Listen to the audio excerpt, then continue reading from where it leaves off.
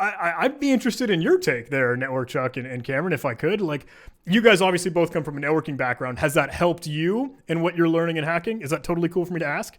Oh yeah, completely. Yeah, I think so. I will say that knowing networking, like holy crap, yeah, like a lot of the networking attacks, I'm like, oh yeah, I know how that's working. Like TCP, man in the middle, yeah, I got this. I can cover that.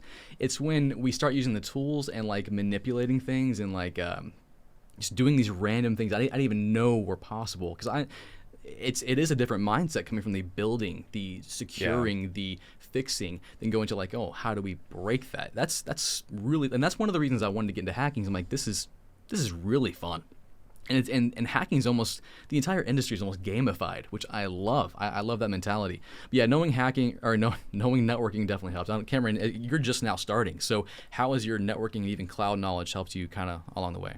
Yeah, it's definitely helped a lot.